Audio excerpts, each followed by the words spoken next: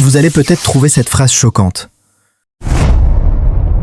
Mais je pense qu'on vous apprend les porte-à-faux dans le mauvais ordre.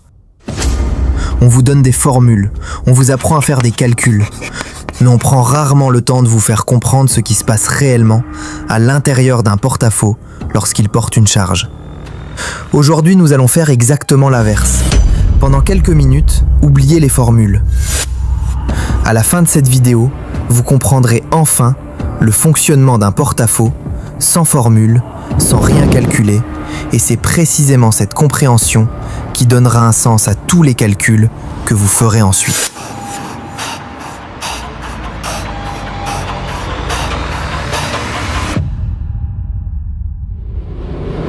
Avant de comprendre pourquoi un porte-à-faux tient, il faut déjà savoir ce qu'est réellement un porte-à-faux. Et pour cela, je vais vous inviter à cliquer juste ici ou en description pour retrouver une vidéo déjà disponible sur la question. Au-delà d'expliquer les principales causes de rupture de ce type de structure, je vous montre ce qu'est réellement un porte-à-faux avec des exemples très simples comme d'habitude. Vous y découvrirez aussi les erreurs les plus fréquentes qui conduisent aux fissures, aux déformations et parfois même à l'effondrement d'un porte-à-faux. Aujourd'hui, notre approche sera un peu différente. Nous n'allons plus nous intéresser à ce qui fait tomber un porte-à-faux, mais essayer de comprendre exactement l'inverse. Pourquoi tient-il ? Autrement dit, quels sont les phénomènes physiques qui permettent à une structure de rester suspendue dans le vide sans s'effondrer ? Pour commencer, faisons un petit rappel. Un porte-à-faux est un élément de structure qui est encastré d'un seul côté, tandis que l'autre extrémité reste totalement libre. Dit comme ça, cela paraît très simple, mais cette définition cache en réalité toute la difficulté de conception de ce type d'ouvrage. Contrairement à une poutre classique qui répartit ses réactions sur deux appuis, un porte-à-faux transmet l'ensemble de ses efforts vers un seul point d'appui, son encastrement. Autrement dit, toute la stabilité de l'ouvrage dépend essentiellement de cette seule zone.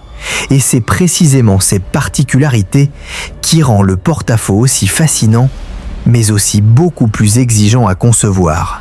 En réalité, vous croisez des porte-à-faux presque tous les jours, souvent sans même vous en rendre compte. Un balcon, une toiture qui protège une entrée, une terrasse suspendue, une marquise, ou encore le spectaculaire One Zabil à Dubaï dont nous avons parlé dans la vidéo précédente.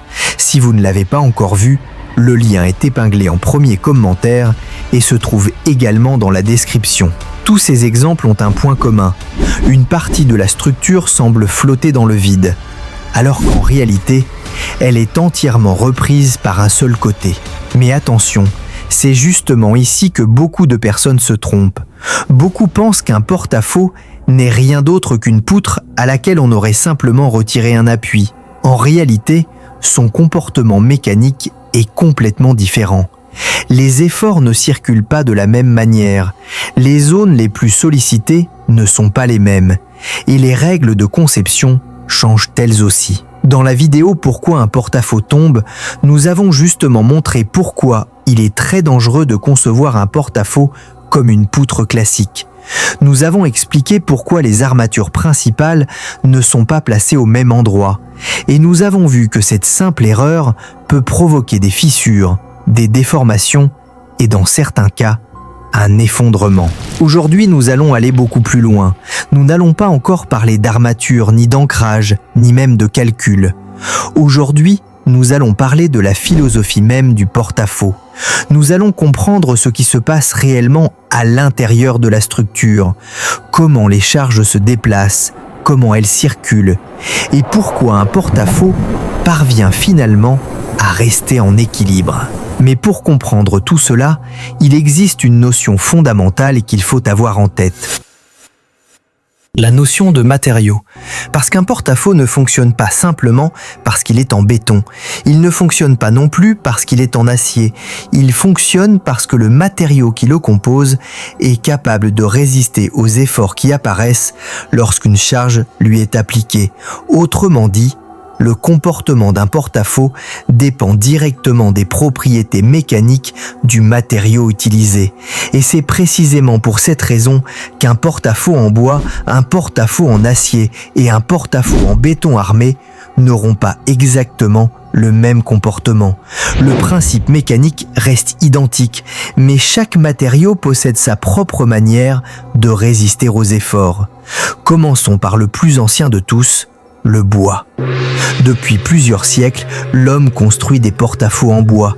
On en retrouve notamment dans de nombreux temples traditionnels en Chine et au Japon, où les grandes avancées de toiture dépassent parfois de plusieurs mètres. Pourtant, le matériau utilisé n'est que du bois. Comment est-ce possible? Parce que le bois est constitué de fibres naturelles capables de reprendre les efforts de flexion. Ces fibres jouent un rôle très important. Elles permettent au bois de se déformer légèrement tout en continuant à résister aux charges. Mais cette résistance possède évidemment des limites. Plus la portée augmente, plus les charges deviennent importantes et plus les déformations deviennent difficiles à maîtriser. C'est d'ailleurs pour cette raison que les très grands porte-à-faux en bois restent relativement rares. Passons maintenant à l'acier. Avec l'acier, on change complètement d'échelle. L'acier possède une très grande résistance, aussi bien à la traction qu'à la compression. Il est capable de reprendre des efforts extrêmement importants tout en conservant des sections relativement fines. C'est précisément cette propriété qui permet aujourd'hui de réaliser des ouvrages spectaculaires, comme The Link, le spectaculaire porte-à-faux des tours One Zahabil à Dubaï. Son porte-à-faux dépasse les 67 mètres. À première vue, on pourrait croire qu'il défie les lois de la physique. En réalité, il les respecte parfaitement. Toute sa structure métallique a été pensée pour reprendre les efforts et les transmettre jusqu'au noyau principal du bâtiment, qui joue le rôle d'un immense encastrement. Si vous souhaitez comprendre comment fonctionne le plus grand porte-à-faux occupé du monde, je vous recommande vivement la vidéo que nous avons consacrée au One Zahabil. Le lien apparaît juste ici et se trouve également dans la description. Mais dans les bâtiments, le matériau que nous rencontrons le plus souvent reste le béton armé. Prenons un exemple très simple. Imaginez un porte-à-faux en béton de 7 mètres de longueur, environ 2 mètres de largeur, près de 1 mètre d'épaisseur, suspendu à environ 3 mètres au-dessus du sol. Rien qu'en le regardant, la première question que l'on peut alors se poser est toute simple. Pourquoi ne tombe-t-il pas sous son propre poids? Beaucoup répondraient « parce qu'il est en béton ». En réalité, ce n'est qu'une partie de la réponse.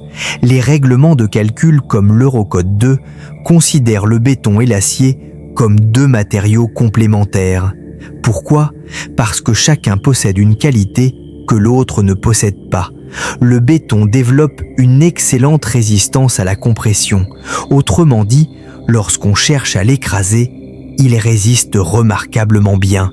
En revanche, lorsqu'on cherche à l'étirer, sa résistance devient beaucoup plus faible. C'est précisément pour cette raison que l'on place des armatures en acier dans les zones tendues. L'acier, lui, possède une excellente résistance à la traction.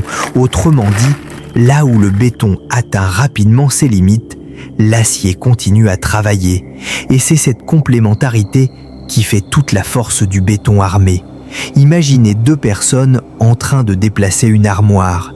L'une pousse, l'autre tire. Aucune des deux ne pourrait accomplir ce travail seule, mais ensemble, elles parviennent à déplacer une charge beaucoup plus importante.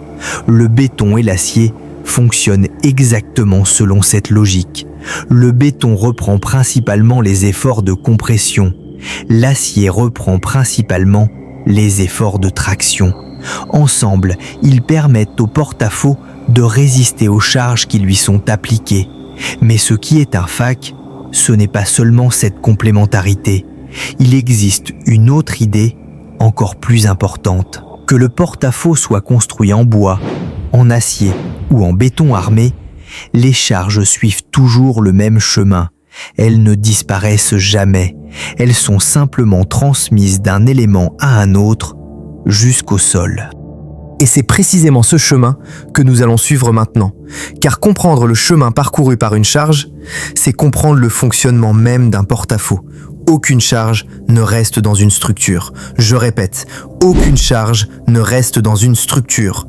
Toutes les charges, sans exception, cherchent toujours un chemin pour être transmises jusqu'au sol. Et si vous comprenez cette phrase, vous comprendrez une très grande partie du fonctionnement des structures. Prenons un exemple. Imaginez que je pose une charge très lourde tout au bout du balcon de votre maison. Que se passe-t-il? La plupart des personnes répondent immédiatement « le balcon descend ». Ce n'est pas faux. Mais ce n'est qu'une toute petite partie de ce qui se passe réellement. Parce qu'en réalité, la charge ne cherche pas simplement à faire descendre le balcon.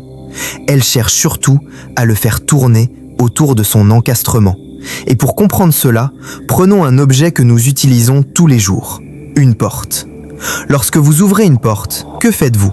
Vous exercez une force sur la poignée. Pourtant, la porte ne part pas tout droit. Elle tourne. Pourquoi? Parce que les gonds empêchent ce mouvement. Ils bloquent la porte. Ils reprennent tous les efforts. Le porte-à-faux fonctionne exactement de la même manière. La charge cherche à faire tourner la structure. L'encastrement s'y oppose. Et c'est précisément cette opposition qui permet au porte-à-faux de rester en équilibre. Mais regardons cela avec un autre exemple. Un exemple que vous pouvez essayer immédiatement chez vous. Tendez votre bras parfaitement à l'horizontale. Prenez une bouteille d'eau. Posez-la dans votre main. Qu'est-ce que vous ressentez? Ce n'est pas très lourd. Maintenant, ajoutez une deuxième bouteille, puis une troisième, puis une quatrième. Vous sentez immédiatement que l'effort devient de plus en plus important. Pourtant, le poids n'est pas posé sur votre épaule, il est dans votre main. Alors pourquoi est-ce votre épaule qui travaille autant? Parce que toutes les charges appliquées dans votre main sont progressivement transmises le long de votre bras, jusqu'à votre épaule. Et ce n'est pas tout. Votre épaule transmet ensuite ses efforts à votre torse, puis votre colonne vertébrale, puis vos jambes, et enfin, vos pieds transmettent l'ensemble de ces charges au sol, et c'est vraiment ce qui se passe, même si vous le ressentez pratiquement jamais. Vous voyez, la charge ne s'est jamais arrêtée. Elle a simplement voyagé dans tout votre corps. Eh bien, un porte-à-faux fait exactement la même chose. La charge est appliquée à son extrémité. Elle est transmise jusqu'à l'encastrement. L'encastrement transmet les efforts aux poutres. Les poutres les transmettent aux poteaux. Les poteaux les transmettent aux fondations. Et les fondations transmettent enfin ces efforts au sol. Autrement dit, les charges ne restent jamais au bout du porte-à-faux. Elles voyagent dans toute la structure. Et plus elles se rapprochent de l'encastrement, plus les efforts deviennent importants. C'est précisément pour cette raison que l'encastrement est toujours la zone la plus sollicitée d'un porte-à-faux, comme votre épaule.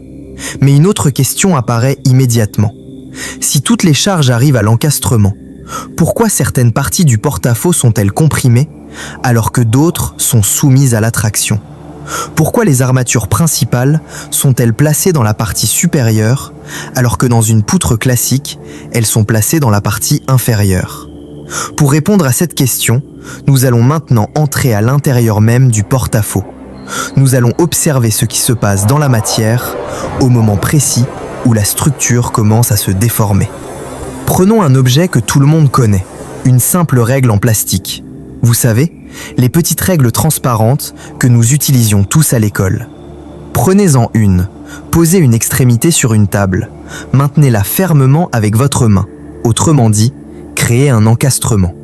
Laissez maintenant l'autre extrémité complètement libre, puis appuyez doucement sur cette extrémité. Qu'observez-vous? La règle commence progressivement à se courber. Et c'est justement cette courbure qui nous intéresse, parce qu'elle cache un phénomène extrêmement important. Regardez attentivement la partie supérieure de la règle. Vous remarquerez que les fibres ont tendance à s'écarter légèrement les unes des autres.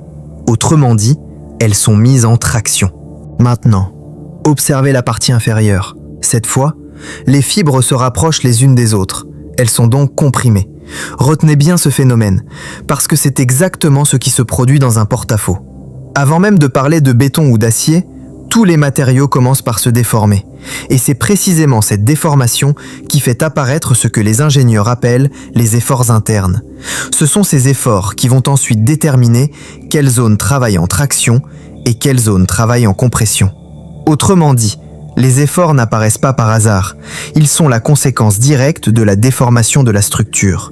Mais attention, c'est précisément ici que le porte-à-faux se distingue complètement d'une poutre classique. Dans une poutre simplement appuyée, lorsqu'elle fléchit sous l'effet des charges, la partie supérieure est comprimée et la partie inférieure est tendue. Dans un porte-à-faux, c'est exactement l'inverse. La partie supérieure est tendue, la partie inférieure est comprimée. Pourquoi ? Parce que le point autour duquel la structure cherche à tourner n'est plus le même. Dans une poutre simplement appuyée, la déformée est différente, le moment fléchissant est différent, et par conséquent, la répartition des efforts est différente. C'est précisément cette inversion qui explique pourquoi les armatures principales sont placées dans la partie supérieure d'un porte-à-faux, et non dans la partie inférieure, comme sur une poutre classique.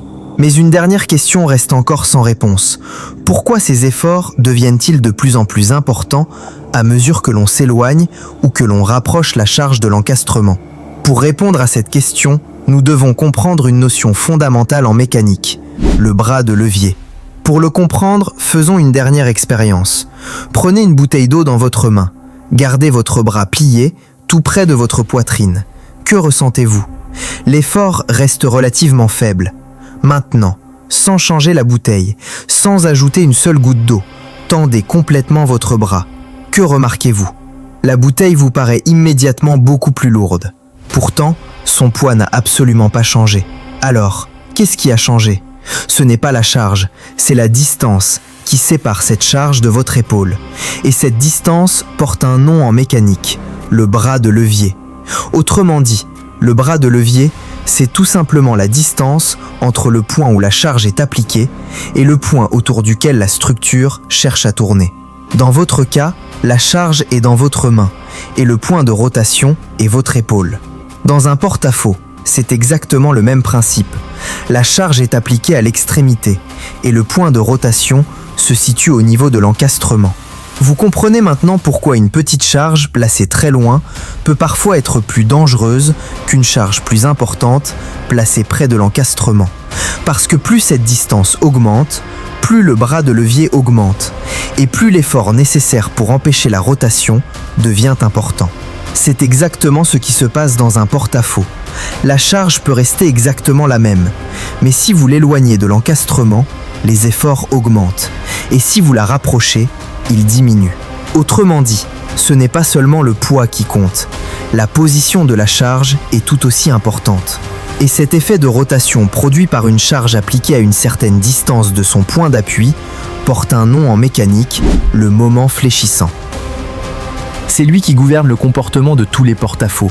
C'est lui qui explique pourquoi deux porte-à-faux portant exactement la même charge peuvent se comporter de manière complètement différente, simplement parce que cette charge n'est pas appliquée à la même distance de l'encastrement. Mais avant d'aller plus loin, il y a une petite précision que je voudrais apporter. Lorsque nous avons parlé du bras de levier, certains d'entre vous ont peut-être immédiatement pensé à la célèbre phrase d'Archimède « Donnez-moi un point d'appui, un levier et je soulèverai la terre ». Et vous avez raison, nous parlons bien de la même notion fondamentale, mais appliquée cette fois au comportement des structures. Dans la prochaine vidéo, nous commencerons justement par faire le lien entre le levier d'Archimède et le bras de levier utilisé en résistance des matériaux. Vous verrez que ces deux notions sont beaucoup plus proches qu'elles n'en ont l'air. Et une fois ce lien établi, comprendre le moment fléchissant deviendra presque évident. Aujourd'hui, nous avons surtout cherché à construire les bases. Nous avons vu ce qu'est réellement un porte-à-faux, pourquoi il ne fonctionne pas comme une poutre classique, pourquoi le matériau joue un rôle essentiel, comment les charges se transmettent jusqu'au sol et pourquoi la structure commence toujours par se déformer avant que les efforts internes n'apparaissent. Enfin, nous avons découvert qu'un simple changement de distance entre la charge et l'encastrement pouvait modifier profondément le comportement d'un porte-à-faux. Et cette notion va nous accompagner tout au long de cette série. Dans la prochaine vidéo, nous parlerons enfin du moment fléchissant. Nous verrons pourquoi il apparaît, comment il se calcule intuitivement et surtout, pourquoi il est probablement le concept le plus important à comprendre lorsqu'on conçoit un porte-à-faux. Si cette vidéo vous a permis de voir les porte-à-faux autrement, pensez à vous abonner pour ne pas manquer la suite de cette série.